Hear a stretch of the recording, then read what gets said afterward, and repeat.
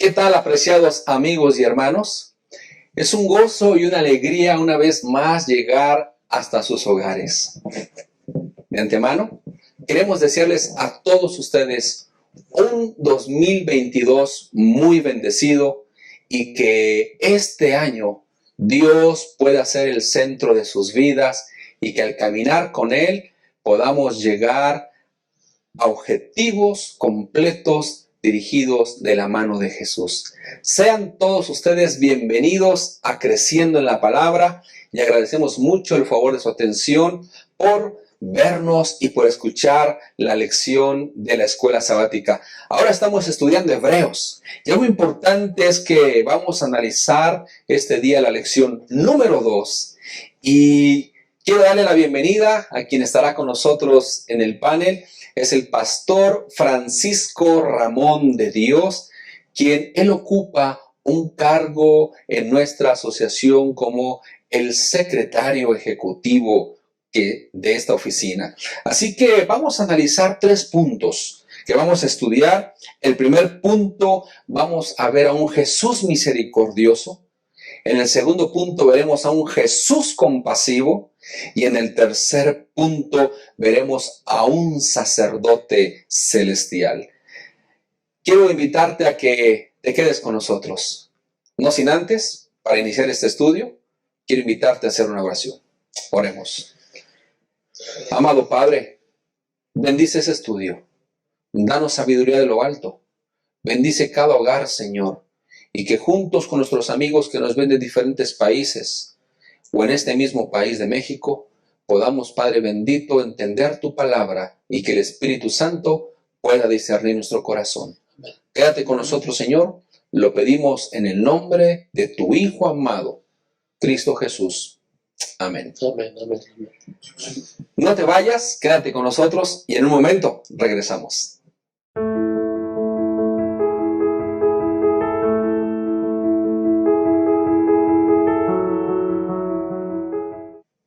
Hemos vuelto. Muchas gracias por estar con nosotros aquí. Y vamos a estudiar la lección número 2, el mensaje a Hebreos. Qué interesante lección vamos a estudiar este día nosotros. Y déjame introducirlo de esta manera. La reina de Inglaterra le había dicho al gran predicador Charles Spurgeon: deje el pastorado y venga a ejercer un cargo como mi mano derecha en mi república. Lo cual le respondió: le agradezco mucho la oportunidad que esta ocasión usted me está brindando, pero no puedo bajar de puesto. La reina replicó: ¿usted está loco? ¿Va a comparar un pastorado con ser canciller de mi república? Charles respondió: tiene razón, mi reina. Estaría loco si lo comparo. Porque el cargo que usted me está ofreciendo es de este mundo y tiene fin. Pero el llamado que he recibido de Dios viene del cielo y tiene galardones eternos. Jesús misericordioso. Vamos a ver a un Jesús que es rey. Un Jesús que es entronizado. Y Pastor Francisco Ramón, gracias por estar aquí, Pastor. Es un gusto, Pastor Alfredo, y bueno, vamos a estudiar esta interesante lección número 2. Y quiero que platiquemos un poquito. ¿Por qué el Padre llama a Jesús Dios? ¿Por qué lo llama así? Bueno, el Padre llama a Jesús Dios porque comparte la misma naturaleza. Si nosotros vamos a Hebreos capítulo 1, versículos 2, el versículo 1 dice que el Señor se ha comunicado de diferentes maneras en el pasado a los padres a través de los profetas. Ha hablado a través de la zarza, ha hablado en la nube, ha hablado a través de un asna, ha hablado de diferentes maneras, pero todas las revelaciones son imperfectas, están incompletas. ¿Por qué? Porque Dios ahora habla a través del mismo Hijo, quien dice el texto que constituye heredero de todo y por quien asimismo hizo el universo. Es decir, Pastor Alfredo, ¿quién, quién es el agente creador? Comparte la gloria de Dios, la imagen misma de su sustancia, no la semejanza como nosotros la compartimos. Nosotros somos semejantes a Cristo Jesús, nosotros somos semejantes a Él. Pero dice el texto bíblico que es la imagen misma de la sustancia de Dios, si no fuera Dios. El texto se refiere a Jesús como Dios porque Él es Dios. No solamente es Dios, es gobernante. Un gobernante que viene a recuperar el señorío de este mundo de maneras que la gente nunca piensa que eso puede ocurrir. Gracias, Pastor Francisco. A mí me llama mucho la atención cómo tiene que ver el Nuevo Testamento con el Antiguo Testamento. Y me gusta lo que Génesis 1:28 dice.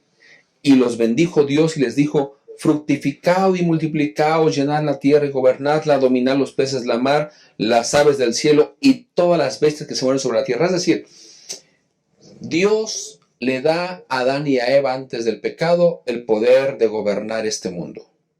Entra el pecado y el que empieza a gobernar, ¿quién es? Satanás. Satanás. Ahora, pastor, es interesante ver que Dios promete una simiente que va a restaurar todo eso. Pero después viene algo importante. Según Hebreos y según analizar la lección, ¿cómo se muestra a Jesús en Hebreos? Bueno, el autor de Hebreos quiere resaltar no solamente la imagen de Jesús como Dios, él se propone que nosotros podamos resaltarlo entre los ángeles, ¿Y por qué esto? Bueno, en el versículo 4 dice: por tanto, superior a los ángeles, cuanto heredó más excelente nombre que ellos. Y entonces empieza la explicación. Primero hace la exposición y entonces el autor explica. Porque ¿a cuál de los ángeles dijo Dios jamás: mi hijo eres tú, yo te he engendrado hoy? Yo seré a él padre y él me será por hijo. De paso, yo quiero decir que este texto es ocupado por muchos hermanos con trasfondo o una creencia antitrinitaria, queriendo decir que Jesús fue creado, pero no es así. Cuando nosotros vamos a Salmos capítulo 2, versículo 7, nosotros vamos a ver que el autor, este es un salmo mesiánico de entrada, pastor, es un salmo mesiánico. Y bueno, ¿qué está ocurriendo aquí en el capítulo 2 de Salmo? Bueno, es la ceremonia de entronización, es la ceremonia de instalación en el trono. ¿Y a quién se está instalando en el trono, Pastor Alfredo? A Jesús. A Cristo Jesús. A Jesús. A Cristo Jesús. ¿Cuándo ocurre esto? ¿Cuándo ocurre esto? De acuerdo a lo que ocurre en Hechos capítulo 13, versículo 32, cuando Jesús muere y entrega su vida por el ser humano, conforme a la promesa, Él resucita. Y cuando resucita, dice Hechos capítulo 13, déjenme nada más aquí ya a llegar a Hechos capítulo 13, versículo 32, dice: nosotros también os anunciamos el evangelio de aquella promesa hecha a nuestros padres, la cual Dios ha cumplido a los hijos de ellos, a nosotros, como está escrito también en el Salmo 2: mi hijo eres tú, yo te he engendrado hoy. ¿Qué está ocurriendo aquí? Cuando Jesús muere, Él asciende a los cielos, Pastor Alfredo. Él asciende a los cielos. Y cuando asciende a los cielos, Salmo 24, 7 nos muestra cómo Jesús es recibido en el cielo. Jesús es recibido en el cielo como rey. Dice el versículo 7, alzado puertas vuestras cabezas y alzad vosotros puertas eternas, y entrará el Rey de gloria. ¿Quién es este Rey de gloria? Jehová el fuerte y valiente, Jehová el poderoso en batalla. Es decir, Pastor Alfredo, Jesús viene de una guerra. Él se hizo por un poco de tiempo menor que los ángeles con un propósito: recuperar el dominio del universo.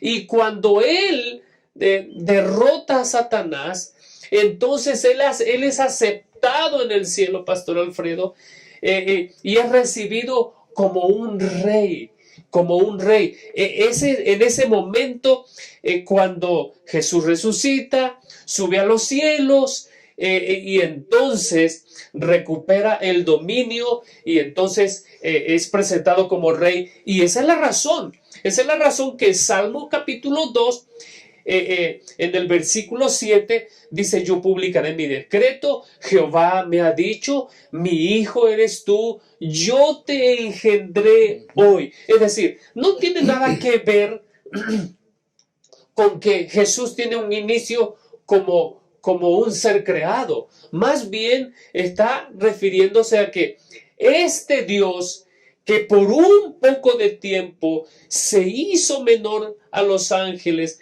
para traer salvación a muchos, entonces logra su objetivo, Pastor Alfredo, y es subido a los cielos, es recibido como rey, y entonces aquí nace a su periodo como rey y como gobernante, no solamente de este mundo, sino del universo.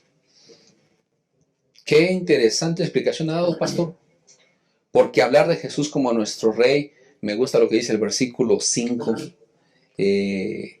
¿A cuál de los ángeles dijo Dios jamás: mi hijo eres tú, yo te engendré hoy? Y otra vez: yo seré su padre y él será mi hijo.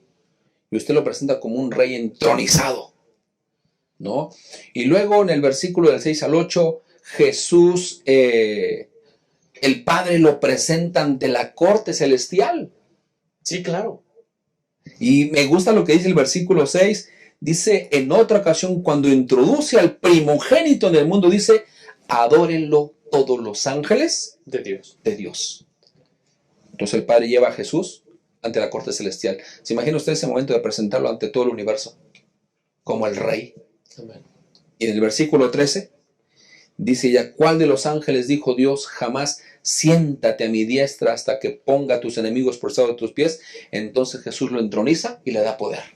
Por supuesto, pastor. Entonces, lo que quiere resaltar el autor de Hebreos es que la persona que está dirigiendo el proyecto de todos los creyentes, de una iglesia que está siendo amenazada, que está siendo perseguida, que está siendo pisoteada, la persona que se asegura que este proyecto va a llegar a su fin es Cristo mismo. Y sabe, pastor, yo alabo el nombre de Dios por eso, porque es Dios mismo quien toma en sus manos este encargo, y entonces no solamente viene a ser nuestro rey, viene también a ser nuestro mediador. Amén. Entonces, pasando a esta parte, si viene a ser mi mediador, viene a ser nuestro representante, es importante ver cómo Dios adoptó a Israel como su hijo. Uh-huh. Y entonces le promete a Israel que habitaría con ellos, que estaría en todo momento, le daría descanso de sus enemigos, uh-huh, a cambio de que Israel fuera fiel. Y entonces, si Jesús es mi mediador, pastor, Jesús está conmigo de una forma constante, quiero hacerle una pregunta entonces.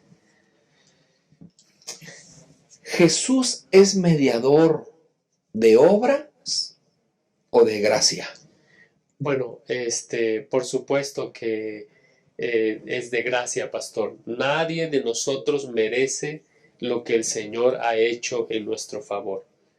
Y la razón por la que Él es un mediador de gracia es que cuando nosotros volvemos a Hechos, en Hechos capítulo 2, nosotros encontramos la venida del Espíritu Santo. Elena White, allí en el libro La voz, la educación y su uso correcto, casi el último capítulo, ella está haciendo referencia a ese momento cuando la iglesia está reunida. La iglesia está reunida. ¿Qué pasó cuando Jesús es llevado al Calvario y muere? Bueno, muchos pierden su fe. La iglesia se dispersa, son perseguidos, y entonces, sin embargo, el Señor les da una promesa. No se vayan de Jerusalén, dice el versículo 4, sino esperen la promesa del Padre, la cual oísteis de mí. Porque ciertamente Juan os bautizó con agua, mas vosotros seréis bautizados en el Espíritu Santo no dentro de muchos días. Los discípulos no hicieron nada, querido pastor, para que ellos recibieran el Espíritu Santo. Fue Dios que lo hizo. Fue Jesús, ese Dios hombre, que lo logró. Y cuando Él es recibido en el cielo, cuando Él es aceptado en el cielo, el resultado de su mediación como rey es que el Espíritu Santo es derramado sin medida en aquellos que lo reconocen como su Mesías, como su Dios. Y entonces, usted recuerde, pastor, que Dios prometió un rey davídico que iba a proveer un lugar para descansar y un lugar para hacer habitar su nombre. ¿Recuerda Mateo 11:28? Jesús dijo, vengan a mí todos los que estáis trabajados y cargados, y yo os haré descansar. Entonces, cuando Jesús se va al cielo, Él da su Santo Espíritu. Dice la lección del martes, pastor, cuando Dios bendice al rey, todo su pueblo comparte los beneficios. Es decir, Dios permite que ahora el Espíritu Santo sea el intercesor, ese mediador, esa persona que nos va a llevar y que nos va a hablar y nos va a recordar la obra de Cristo para que nosotros podamos seguir adelante y heredar las promesas que Él ha dejado a sus hijos. Entonces quiere decir, pastor, que si tenemos un representante, un mediador, ahora ante el Padre también. Por supuesto. ¿No? Es nuestro representante. ¿Puede entonces ser nuestro fiador también? Por supuesto. Y es nuestro fiador porque Jesús viene a hacer un... voy a buscar 7:22 de Hebreos. Por tanto, Jesús es hecho fiador de un mejor pacto. ¿Y sabe cuál es? Hay una palabra que resalta, pastor, en el libro de Hebreos, y esa palabra es mejor o superior. Mejor o superior. Hay varios textos, por ejemplo, en el 7:19 dice que Jesús introduce una mejor esperanza. En el 7:22 dice que Él es fiador, es decir, Él se compromete a llevar este mejor pacto.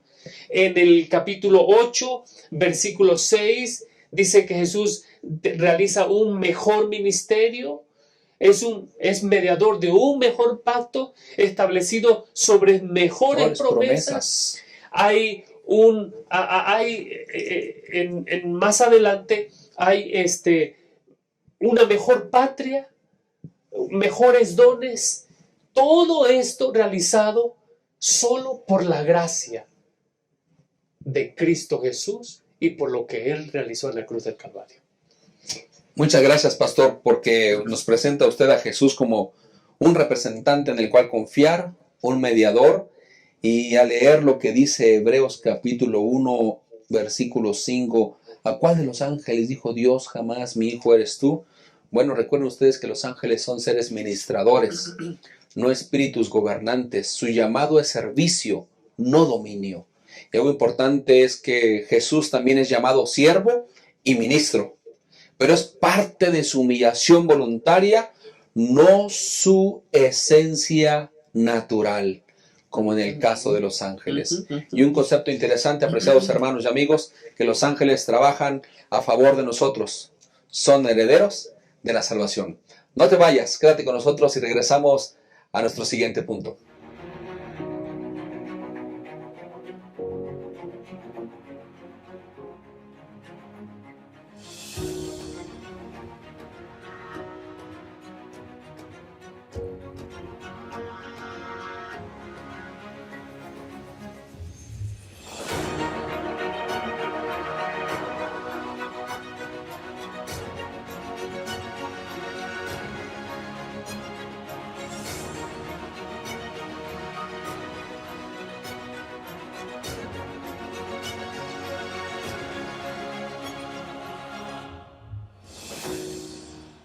Gracias, apreciados amigos y hermanos, por seguir con nosotros aquí en Creciendo en la Palabra. Y vamos a estudiar nuestro segundo punto, un Jesús compasivo. ¿Saben algo interesante?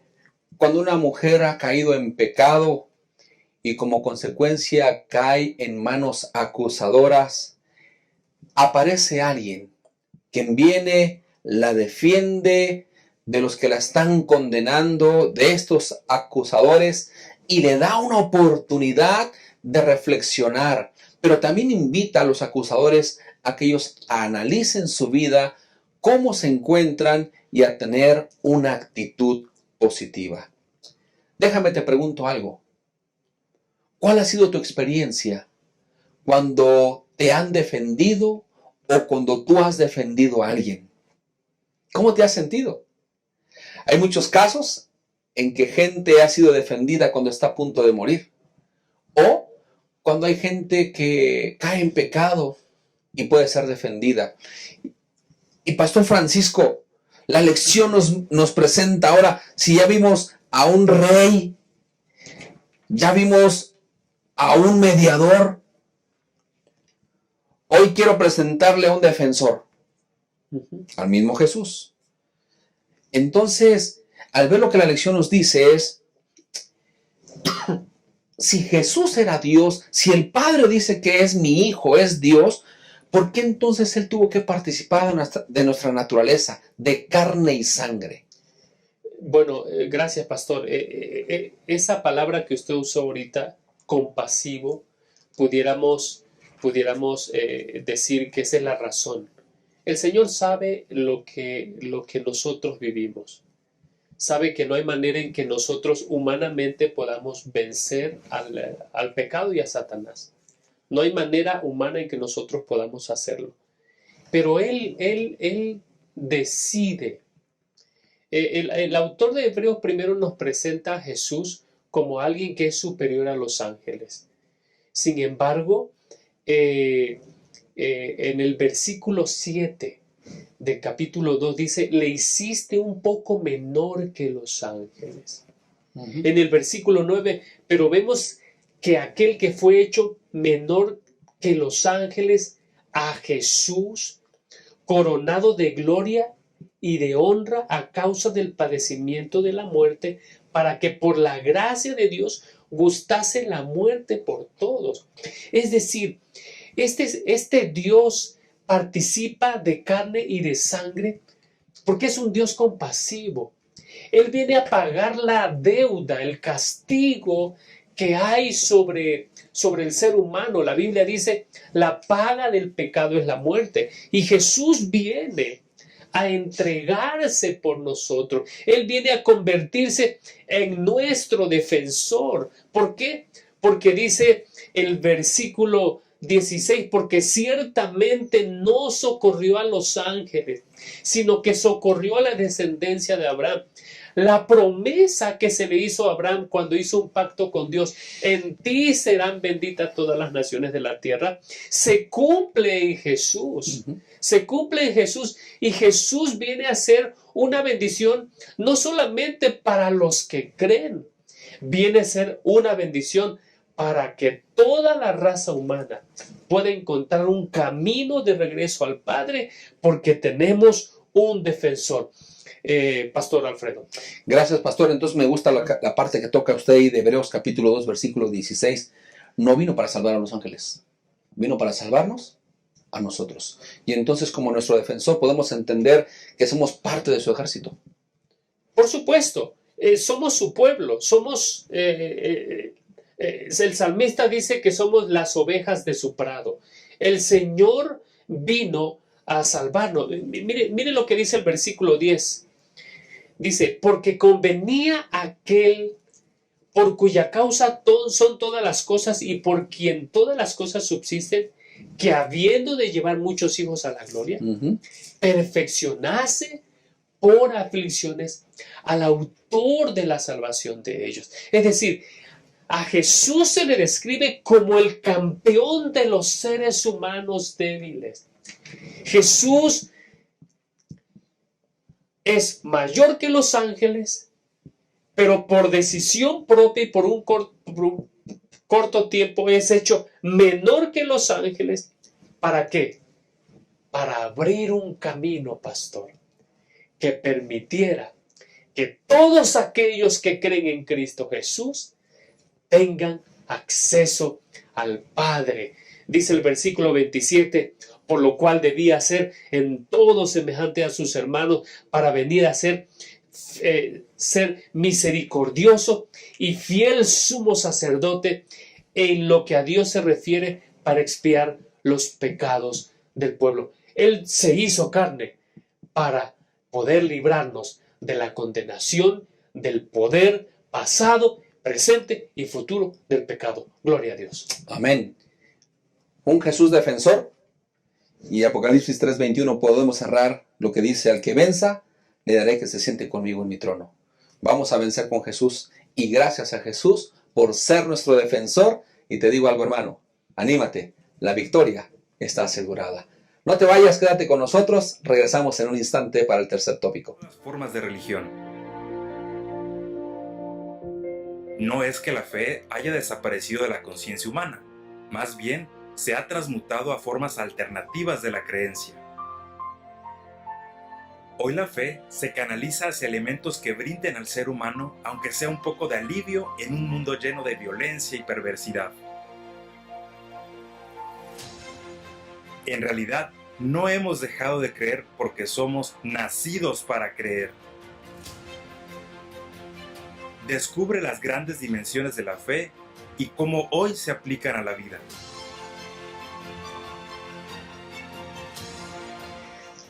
Gracias, apreciados amigos, por seguir con nosotros aquí en Creciendo en la Palabra. Hemos llegado al tercer punto, titulado Un sacerdote celestial. Qué interesante es que en el pueblo de Israel había funciones humanas donde tanto el sacerdote y el sumo sacerdote ministraban en un santuario. Y sabes algo interesante, el sacerdote tenía que entrar todos los días, pero el sumo sacerdote entraba una vez al año hasta el lugar santísimo a interceder por el pueblo. Y algo importante es que al ver a Jesús como nuestro sumo sacerdote, nosotros podemos ver algo muy especial, que Jesús, lo que dice Hebreos 6:20, Jesús entró por nosotros como precursor, hecho sumo sacerdote para siempre según el orden de Melquisedec. En otras palabras, pues Jesús, o Melquisedec mejor dicho, es un tipo de Cristo. Prácticamente en esta parte, porque nosotros al analizar realmente lo que hace el sumo sacerdote, Pastor Francisco, qué bendición tenemos ahora, porque según a lo que dice Hebreos 4:14 al 16, siendo que tenemos un gran sumo sacerdote que entró en el cielo, a Jesús, el Hijo de Dios, retengamos la fe que profesamos, porque no tenemos un sumo sacerdote incapaz de simpatizar con nuestras debilidades, sino al contrario, fue tentado en todo según nuestra semejanza, pero sin pecado. Pastor Francisco, qué interesante reflexión tenemos aquí, qué versículo tan más sublime, porque nos habla y nos dice que Jesús simpatiza con nuestras debilidades, sabe cuando pecamos, sabe lo que se siente, fue tentado en todo, pero ¿cuál era la función que hacía el sacerdote aquí en la tierra, en Israel? ¿Cuáles eran sus funciones específicas, pastor? Sí, lo que el Señor hace, lo que hacían los sacerdotes en el santuario era que... Sí, gracias. Lo que hacían los sacerdotes en el santuario era que ellos instrumentaban la relación de Dios con el ser humano. Su ocupación apuntaba a facilitar la relación entre el pueblo y Dios, como a través del sistema de sacrificios. Pero lo que hace la lección de esta semana, el estudio de esta semana, es que nos anima a que nosotros dejemos de, déjeme decirlo así, de poner nuestra mirada en un intercesor, en un mediador humano, y entonces nos invita a levantar nuestra mirada a un intercesor divino. El sacerdote, el levita, el hombre que era apartado para cumplir estas funciones, pues hacía todo lo referente para que el oferente, el adorador, pudiera restablecer su comunión con Dios. Pero no solamente eso, ellos también enseñaban la ley de Dios. Ellos eran expertos en los mandamientos y se encargaban de explicarlos y aplicarlos. Pero no era todo lo que hacían. De acuerdo a Números 6, 22 al 26, ellos también debían bendecir al pueblo en el nombre de Yahvé. Es decir, eran portadores de las buenas nuevas que había de parte de Dios, pero que, pastor, tenían un propósito: apuntar todo a Cristo Jesús. Pastor Paquito, entonces nosotros podemos ver que el sacerdote en la tierra podía medir o mediar entre Dios y los hombres, ofrecía sacrificios para perdón y purificarlos. Pues, como usted dijo, sabían la ley de Dios estrictamente. Sería bueno preguntar cuántos hermanos se saben la ley de memoria, ¿no? Pero también el cuarto punto es que ellos bendecían en el nombre de Dios. Entonces, pastor, a mí me llama algo la atención porque la lección habla y dice que ya no tenemos necesidad de sacerdotes terrenales. Ya no. Ahora tenemos a un sumo sacerdote. Pero usted y yo y nuestros amigos que nos ven, somos colaboradores de Jesús. Somos un real sacerdocio. Claro que sí, pastor. Debido a que tenemos todo lo del pasado, era una sombra. Esa sombra apuntaba a la realidad. La realidad es Jesús. Entonces, cuando Jesús inicia su ministerio como sumo sacerdote según el orden de Melquisedec, Jesús entonces, de acuerdo a 1 Pedro 2:9, les da a todos los creyentes un real sacerdocio. Pero antes de que yo entre allí, pastor, la tarea ¿por qué Jesús viene a ser nuestro sumo sacerdote? Bueno, porque Él viene a mediar, pastor, un nuevo pacto. Y en ese nuevo pacto, ¿quién se compromete, pastor? A que el pacto se cumpla y cumpla por su propósito. Dios se compromete. Entonces, Dios se compromete en ese nuevo pacto, dice, yo voy a escribir mi ley en sus mentes y las voy a grabar en sus corazones. Y entonces cuando tú y yo, hermano, permitimos que por la gracia de Dios el Espíritu Santo realice esta obra a través de la intercesión de Cristo Jesús en el santuario celestial, entonces nosotros podemos convertirnos en ese real sacerdocio. Y así como lo hacían los israelitas en el pasado, los sacerdotes en el pasado, ahora el Señor nos llama a enseñar su ley. Nos llama a que nosotros podamos acercarnos a Dios confiadamente mediante la oración y colocarnos en la obra de colaborar con Dios en la salvación del mundo. De acuerdo a Mateo 28, 18 al 20, el Señor les dio una orden a sus discípulos: vayan y hagan discípulos, prediquen el Evangelio en todo lugar y tienen que enseñar todo lo que yo les he enseñado. Y eso es lo que el Señor llama al real sacerdocio a hacer, a realizar la función que los sacerdotes hacían en el pasado. ¿Por qué? No porque nosotros seamos capaces y porque, pues, como dijo el apóstol Pablo, ya lo hayamos logrado. No, porque tenemos un sumo sacerdote celestial que intercede por nosotros en el cielo y que asegura que esta obra que el Señor nos ha encomendado tendrá éxito porque Él está a la diestra del Padre. Pastor, me llama mucho la atención lo que usted menciona, entonces me gusta lo que dice Hebreos 5:10. Hebreos 5:10 menciona, dice que fue declarado por Dios mismo como sumo sacerdote. Correcto, correcto. De hecho, si usted va un poquito más atrás en el versículo 5, dice: tampoco Cristo se glorificó a sí mismo haciéndose sumo sacerdote, sino que Él le dijo: ¿se la confirió a Dios? Tú eres mi hijo, yo te he engendrado hoy. Como también dice en otro lugar: tú eres sacerdote para siempre según el orden de Melquisedec. Es decir, el papel que Jesús, miren qué interesante, pastor, y qué buenas noticias. Jesús viene a tomar nuestro lugar. Camina en esta tierra, muere en el Calvario pagando nuestros pecados. Su sacrificio es perfecto, paga nuestra deuda completamente.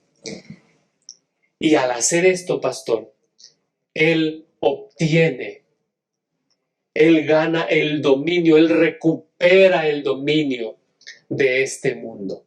Pero no solamente recupera el dominio de este mundo.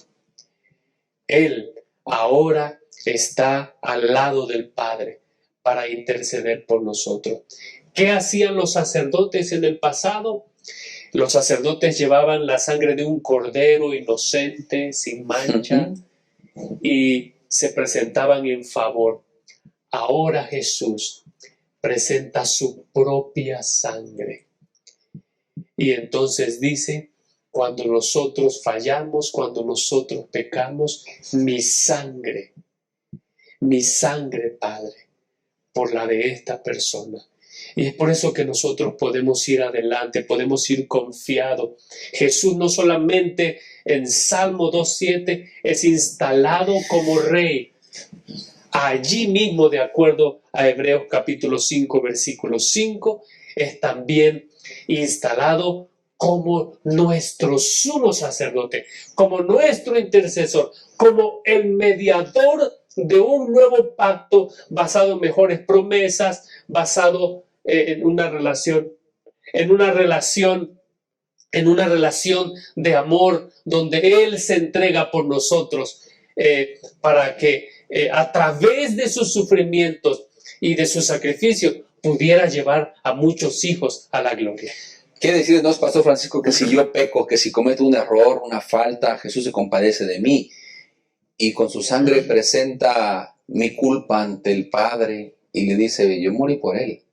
Él es mi hijo. Claro. Lo amo con un amor inmenso.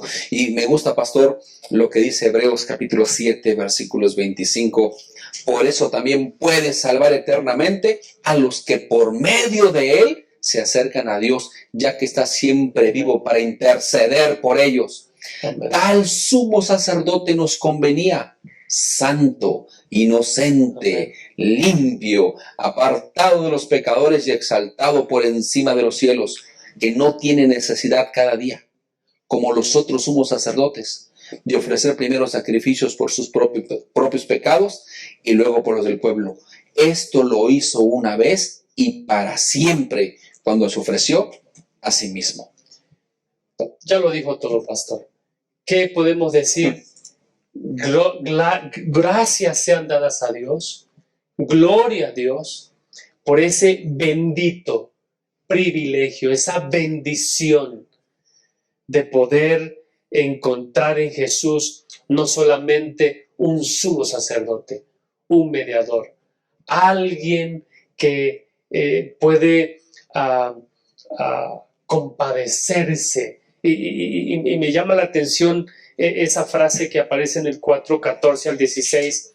4:14 al 16 dice, por tanto, teniendo un gran sumo sacerdote que traspasó los cielos, el Hijo de Dios, retengamos nuestra profesión, porque no tenemos un sumo sacerdote que no pueda compadecerse de nuestras debilidades. Es decir, la palabra que ocupa aquí el griego tiene que ver con la debilidad, pero su compasión lo lleva a vernos a nosotros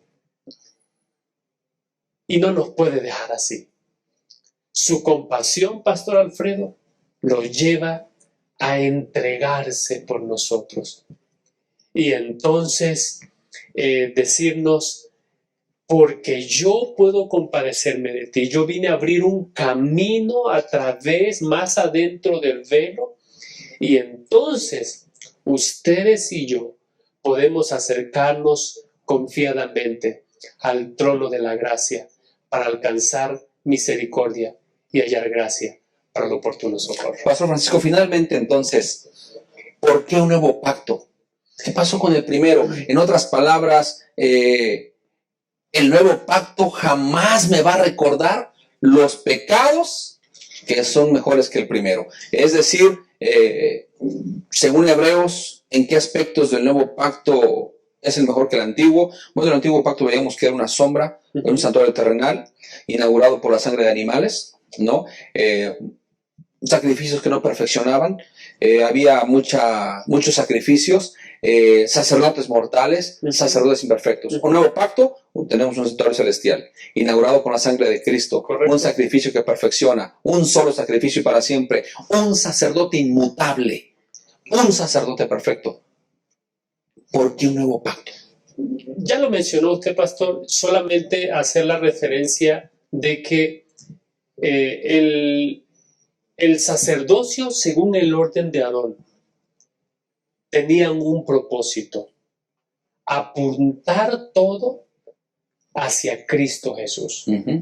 Cuando Jesús viene a este mundo, entonces el nuevo pacto deja de existir o deja de funcionar o pasa cumple su función, porque ya ha llegado el mediador del nuevo pacto. Y en el mediador del nuevo pacto no es que cambie la ley, que yo quiero dejar claro esto. En el nuevo pacto la ley no se deja de lado, escuchen bien. En el viejo pacto, ¿quiénes se comprometieron a guardar la ley? Los hijos de Israel. En el nuevo pacto, ¿quién se compromete a poner la ley en la mente, en el corazón y escribirla en la mente? Dios. El nuevo pacto está inaugurado por la sangre y el sacrificio de Cristo Jesús. Y entonces hay una mejor esperanza. Es decir, el nuevo pacto nos recuerda que ese sacerdote, según el orden de Melquisedec, Cristo Jesús, está allí, vive allí para interceder por nosotros. ¿Por qué nosotros hoy tenemos esperanza? Porque todavía Jesús está intercediendo en el santuario celestial. Y por eso podemos acercarnos confiadamente, no solamente al trono de la gracia, especialmente a Dios por el camino nuevo que el Señor ha abierto a través de su sangre. Pastor Francisco, usted ha dicho algo bien interesante. Y yo quiero invitarlo en este momento a que usted le diga a nuestra audiencia una palabra final. La palabra final es que el mensaje de Hebreos es un mensaje donde se resalta la obra y la persona de Cristo Jesús. ¿En quién tenemos que fijarnos? En Cristo Jesús. Hay mejores promesas. De acuerdo a Hebreos capítulo 7, 19, se introduce una mejor esperanza, y esto es porque Jesús es hecho fiador de un mejor pacto. Él es el que se compromete. ¿Qué espera de ti y de mí? Espera que tú lo aceptes como su único Salvador personal, como su único Señor. Y entonces permita que, así como dice Hebreos un momento por favor, lo que dice Hebreos capítulo 1, cuando el Señor le dice: siéntate a mi diestra hasta que ponga a tus enemigos por estrado de tus pies. Es decir, ¿quién es el que va a hacer esto? No somos nosotros. 1:13. 1:13, es el Señor. El Señor va a hacer eso. Y yo quiero invitarte a que, entremos en este nuevo pacto y recordemos que este nuevo pacto nos hace participar del sacerdocio de Cristo para alcanzar a aquellos que no conocen de su amor. Muchas gracias, Pastor Francisco, por estar con nosotros en la lección número 2. Apreciamos mucho sus comentarios, muy acertados, muy teológicos, muy bíblicos. Apreciados, hemos visto a un Jesús como Rey, a un mediador, a un defensor, a un sumo sacerdote. Y termino con esta cita de Elena de White: Jesús consintió en revestirse de la naturaleza humana. Él consintió para que supiera compadecerse de los mortales pecaminosos y errantes e interceder ante su Padre en favor de ellos. Se ofreció para ser el abogado del hombre y se humilló para familiarizarse con las tentaciones que asediaba al hombre, a fin de que pudiese socorrer a los que son tentados, y fuera un tierno y fiel y sumo sacerdote. Te digo algo: cuando el diablo te recuerde tu pasado, tú recuérdale su futuro. Gracias por estar con nosotros en esta lección. Apreciamos mucho tu interés. Déjanos tus comentarios y nos vemos en otra ocasión. Dios los bendiga y felicidades a todos. Feliz año 2022. Soy una profesional adventista comprometida con la misión de mi iglesia. Por la crisis me quedé sin trabajo. Necesito llevar alimento a mi casa. Prometí ser parte activa del esparcimiento del Evangelio en mi generación. Salí de la preparatoria y quiero seguir estudiando, pero no tengo recursos. Ya me jubilé. Tengo que trabajar para el Señor. Él viene pronto. Únete y sé un mensajero de esperanza.